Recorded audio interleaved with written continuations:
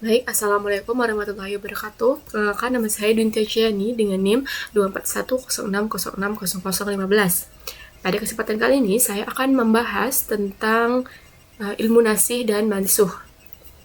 Nah, di beberapa orang mungkin nasih dan mansuh agak awam atau kurang sering didengar oleh orang awam.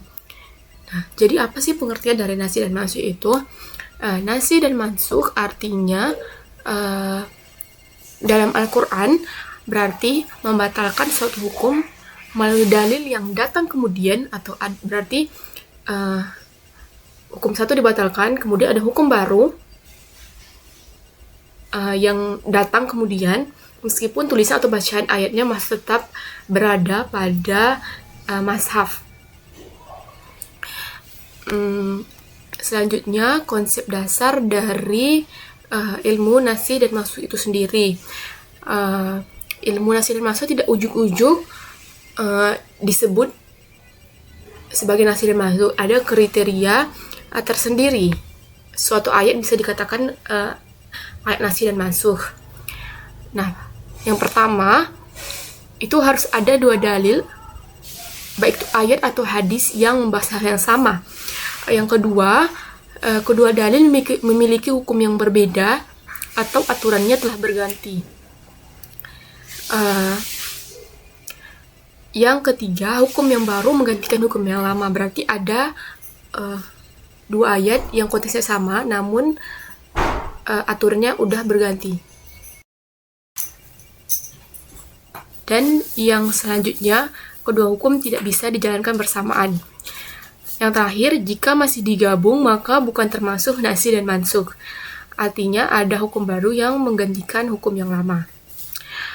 Nah, kriteria ini penting agar tidak terjadi kesalahan dalam memahami hukum Islam.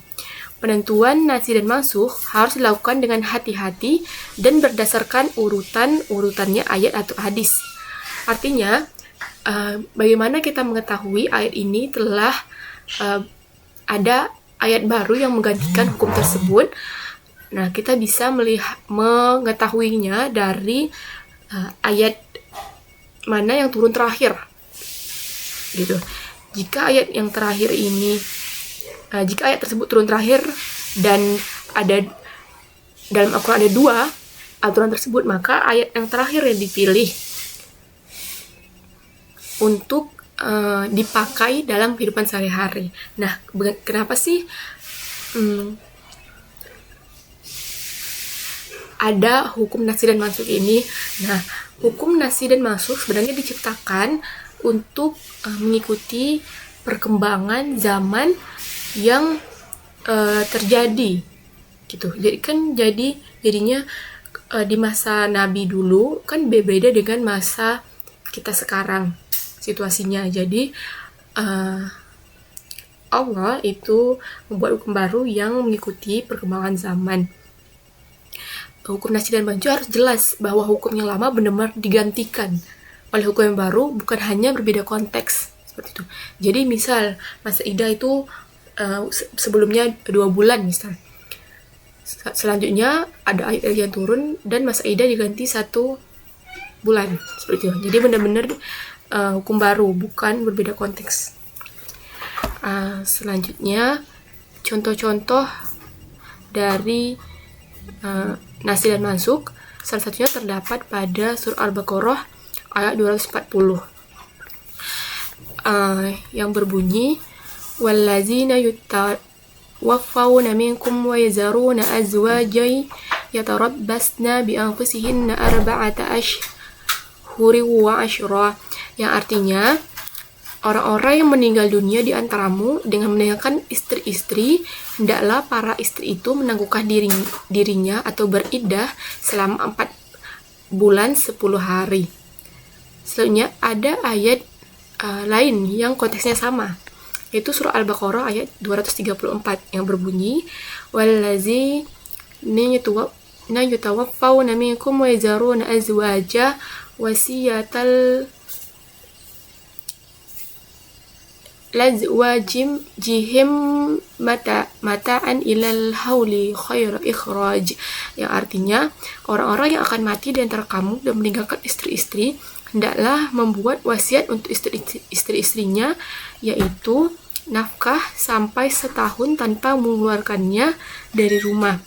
Nah, baik, surat pertama atau surah Al-Baqarah ayat 240 itu merupakan hukum lama atau mansuh, di mana surat tersebut berisi bahwa masa iddah itu selama 4 bulan 10 hari. Adapun surat kedua yaitu Al-Baqarah ayat 234 itu merupakan hukum baru atau nasih, di mana surat tersebut berisikan bahwa masa iddah itu seharusnya sampai setahun. Nah, perlu diketahui bahwa nasih merupakan hukum baru dan mansuh merupakan hukum lama. Artinya masa iddah yang awalnya itu 4 bulan 10 hari kemudian direvisi dan diganti menjadi masa iddah seharusnya setahun. Selanjutnya, perspektif masa iddah menurut beberapa ulama. Yang pertama menurut Ar-Razi, yaitu dia Ar-Razi atau Fakhruddin Ar-Razi, dia memandang bahwa nasih dan mansuh merupakan alat ukur epistemologis jika ada dua teks yang saling bertentangan secara diametral dan tidak mungkin dikompromikan, maka ahli hukum harus mencari tahu sejarah turunnya teks tersebut. Teks yang turun lebih akhir secara logis dan hierarkis membatalkan hukum dari teks yang turun lebih awal. Ini memastikan bahwa hukum Islam tidak mengandung kontradiksi internal. Yang kedua, dari sudut pandang Al-Muwafaqat atau Imam Asy-Syatib, dia melihat bahwa nasih dan mansuh tidak sekedar sebagai penghapusan teks, melainkan sebagai bukti kasih sayang Tuhan dan pendidikan bertahap bagi manusia. Hukum berubah seiring dengan kesiapan psikologi, sosial, dan intelektual masyarakat Arab pada masa pewahyuan. Nasih terjadi selalu demi menjaga kemaslahatan umat, memelihara agama, jiwa, akal, dan keturunan. Seperti itu. Selanjutnya, di sini dapat disimpulkan bahwa penting memahami konteks historis atau asbabun nuzul suatu informasi sebelum menyimpulkan, serta kewajiban memahami amandemen atau aturan baru dalam sistem bernegara demi menjaga ketertiban atau kebingungan dalam memahami suatu aturan yang mungkin double seperti itu. Sekian dari saya. Wassalamualaikum warahmatullahi wabarakatuh.